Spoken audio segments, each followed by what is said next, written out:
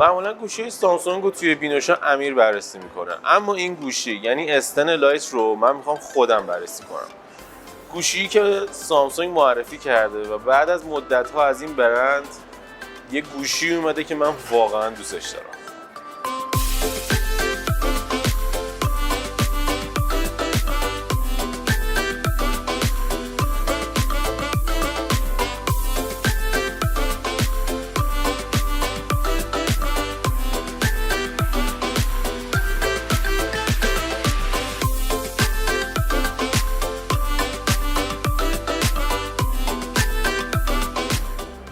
سامسونگ تو روزهای اول سال 2020 بود که دو تا گوشی جدید معرفی کرد که تا حالا توی اون بازه قیمتی و کلاس قیمتی گوشی معرفی نکرده بود.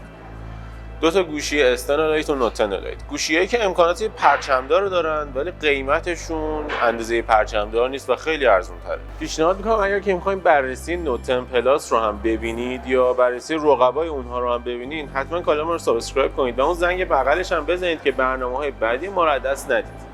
وقتی استن لایت معرفی شد من اصلا تعجب کردم، چون اصلا سامسونگ ازش انتظار نمی‌رفت توی همچین قیمتی همچین گوشی خوبی معرفی کنه. گوشی که قاتل پرچمدارهاست و توجه همه رو به خودش جلب میکنه. نکته‌ای که داره اینه که خب سامسونگ بالاخره یه گوشی برای رقابت با وان پلاس که لقب فلگشیپ کیلر یا قاتل پرچمدارها از همون میاد معرفی کرده و انتظار میره که یک رقابت خیلی خوبی و بین سامسونگ و وان پلاس و برندهای دیگه توی این قیمت داشته باشه. اول از همه میرم سراغ پرفورمنس که باعث شده بهش بگیم فلگشیپ کیلر. این گوشی از چیپست اسنپ دراگون 855 استفاده میکنه و 6 یا 8 گیگرم داره که توی این قیمت واقعا ویژگی خیلی خاصیه. از پرفورمنس این گوشی بخوام بگم واقعا چیزی کم نداره. با خیال راحت هر برنامه و بازی رو بخواید میتونید توش نصب کنید و به راحتی اجرا کنید. بدون اینکه مشکلی بر بخورید همه برنامه‌ها براتون باز میشه، همه بازی‌ها با بالاترین کیفیت توش اجرا میشه و هیچ مشکلی توی اجرای هیچ اپلیکیشنی نداره. میتونم با قاطعیت اینو بهتون بگم که وقتی که این گوشی رو می‌خرید یه پرفورمنس وان پلاسی از این گوشی میتونید بگیرید. یکی از چیزایی که ممکنه شما رو یاد پرچمدارای سامسونگ بندازه صفحه نمایش فوق‌العاده این گوشیه. جدا از اون این گوشی بالاش یه حفره صفحه نمایش هم برای دوربین داره که کاملا طراحی اون شما رو یاد نوت 10 پلاس یا نوت 10 سامسونگ میندازه که پرچمدارای این شرکت هست. کیفیت نمایشگر این گوشی فوق‌العاده است. این گوشی یک صفحه با پنل سوپر امولد داره و رزولوشن 1080. واقعا کار کردن با این صفحه نمایش لذت بخشه چون رنگ‌ها واقعا اشباح هستن و لذت بخش است نگاه کردن بهشون. حقیقت اینه که این گوشی خیلی شبیه استن ایه و از همه لحاظ مشخصات و ویژگی‌ها و اینا خیلی شبیه اونه. ولی خب فقط سایز صفحه‌اش بزرگتره و گوشی در کل بزرگتر واقعا هست. یکی از چیزایی که سامسونگ روی گوشیاش داره و من واقعا اون رو دوست دارم ویژگی آلویزان روی گوشیاشه. آلویزان به این صورته که شما اگه صفحه گوشیتون اولد باشه میتونید برای همیشه یه حالتی روی گوشیتون فعال کنید که وقتی که صفحه‌شو خاموش می‌کنید ساعت یا یه سری چیزای دیگر براتون نشون بده، مثلا نوتیفیکیشنی که دارید بهتون نشون بده یا اسم خواننده‌ای که ازش داره آهنگ پلی میشه، آهنگی پلی داره میشه رو زیر ساعت براتون می‌نویسه و خب ویژگی خیلی کاربردیه برای من واقعا دوستش دارم. برای باز کردن این گوشی دو تا راه وجود داره. یکی تشخیص صورته که خب با تشخیص صورت زیاد امنیتتون تامین نمیشه چون این کار با حسگر تشخیص صورت انجام نمیشه و فقط با دوربینه. اما خب یه راه امن‌تر وجود داره، اثر انگشت، که اون هم به نظرم سرعتش خیلی پایینه نسبت به اثر انگشتی که پشت گوشی یا کنار گوشی قرار میگیره و کلاً من با تکنولوژی اثر انگشت داخل صفحه هنوز نتونستم کنار بیام. با اینکه این گوشی بین گوشیایی که داخل صفحه حسگرشون سرعت خوبی داره و در کل من ترجیح میدادم مثل نووا 5T یا حتی واینو اس هواوی حسگر اثر انگشت کنارش باشه یا حتی مثل خود استن ای. چرا که نه؟ توی این گوشی برعکس استن خبری از دکمه بیستی نیست، خدا رو شکر. نکته مثبت ترش اینه که دکمه پاور و ولومش دقیقاً سمت راسته و برعکس نوت 10 و نوت 10 پلاس سمت چپ قرار نگرفته و این نکاتیه که خب خیلی خوبه که تو این گوشی رعایت کردن. ولی خب اونا دکمه بیکسبی رو حذف کردن و اونو به صورت نرم افزاری گذاشتن توی دکمه پاور. اینجوری که شما اگه دکمه پاور رو نگه دارید براتون بیکسبی باز میشه نه پاور آف منیو، که خب برای این کار میتونید برید توی تنظیمات گوشی و اینو درست کنید، بزنید دیگه بیکسبی رو باز نکن برام و پاور آف منیو رو باز کن. یکی از چیزهای دیگه که این گوشی از پرچم‌دارا به ارث برده نداشتن جک هدفونه. اینکه چرا گوشی جک هدفون ندارن یه قضیه خیلی طولانیه که حالا شاید بعداً در موردش برنامه درست کنیم. حقیقت اینه که این گوشی یه جورایی باجت فلگشیپه و تو کشورهای فروش میره که هنوز تکنولوژی بی سیم اونقدر مرسوم نیست. و اینکه جک هدفون نداره به نظر نکته خیلی منفیه. یه چیز دیگه که بعد بدونید این که خب این گوشی فریمش فلزیه، اما پشتش یه چیزیه که به اصطلاح بهش میگن گلاستیک و کیفیت خوبی داره، خیلی شبیه شیشه است ولی خب در اصل یه چیزی بین شیشه و پلاستیکه که کیفیت اوکی داره، خوبه و من راضی ام ازش، مشکلی باش ندارم. جایی که تفاوت این گوشی با گوشی‌های پرچم‌دار مشخص میشه دوربین اونه.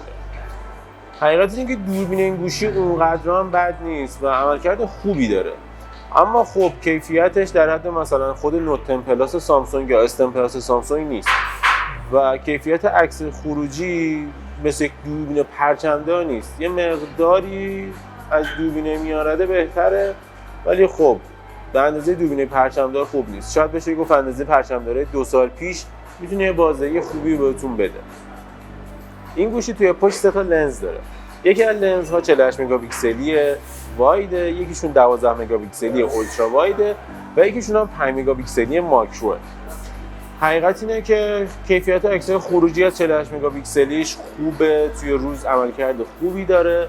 اولترا وایدش هم که باهاش عکس جذابی گرفت و واقعا استفاده ازش فانه و من لذت میبرم. عکس‌ها کنتراست خوبی دارن و به نظرم اگر که یه بودجه محدودی دارید و میخواید یه گوشی بخرید که بیشتر پرفورمنس مهمه تا دوربین، این گوشی میتونه دوربینش براتون کافی باشه. توی شب هم عملکرد دوربین 48 مگاپیکسلیش اوکیه، خوبه، قابل قبوله، من مشکلی نداشتم باهاش. اولترا وایدش میتونست بهتر باشه ولی خب اون هم قابل قبوله و حالا تش اینه که توی شب با اولترا واید اون تصویر برداری نمی‌کنیم ولی اولترا وایدش توی شب هم عملکرد بدی نداره. اما دوربین سومش که یه دوربین ماکروه عملکرد چندان جالبی نداره و اصلا نمیدونم چرا این گوشی یه دوربین ماکرو داره، چون که میتونستن جای ماکرو یه دونه تلفوتو 8 مگاپیکسلی بذارن با زوم 2x که بتونن امکانات بیشتری به ما بدن.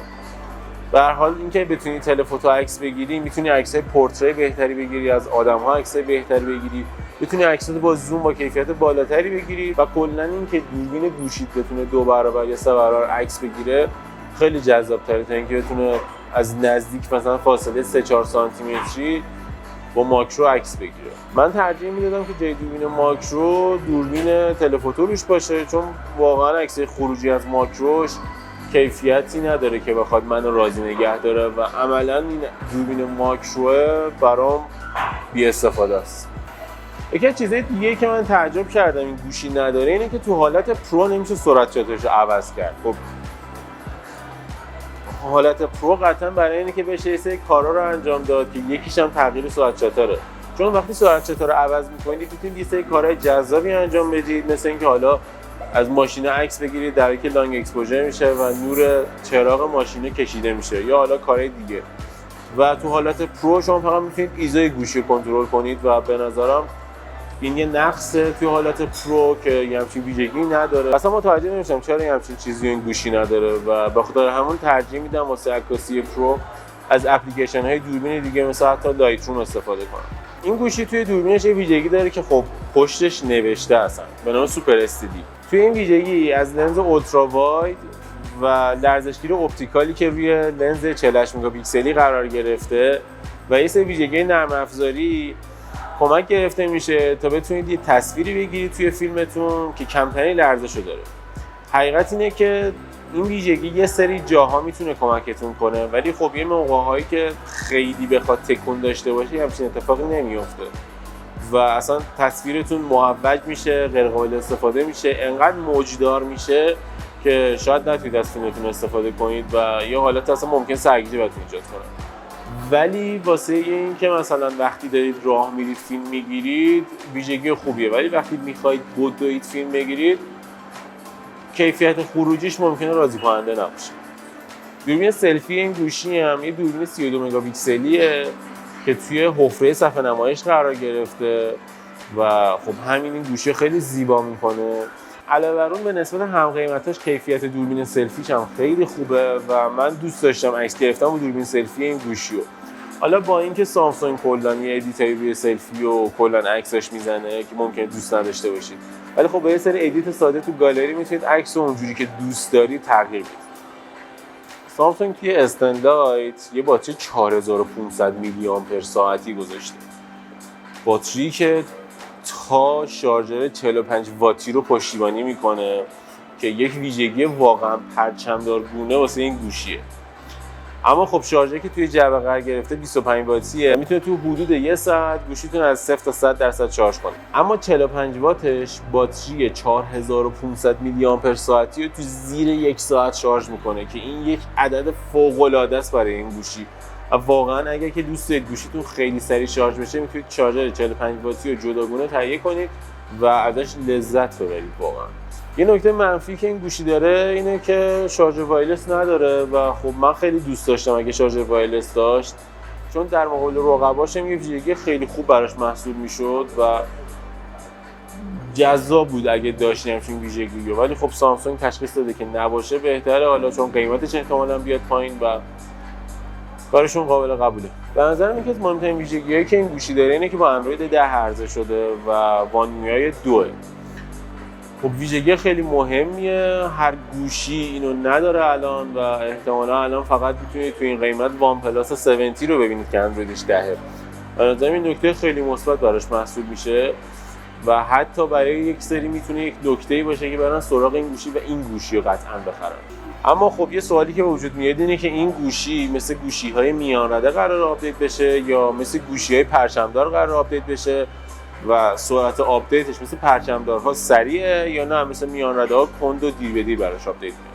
که خب این چیزیه که باید در طول زمان ببینیم که این بازه قیمتی برای سامسونگ چقدر ارزش داره که آپدیتش میکنه زود یا دیر به دیر آپدیت میکنه. در کل باید بگم توجه هم به این گوشی خیلی جلب شده. بازه قیمتی جدیدی که سامسونگ بهش وارد شده.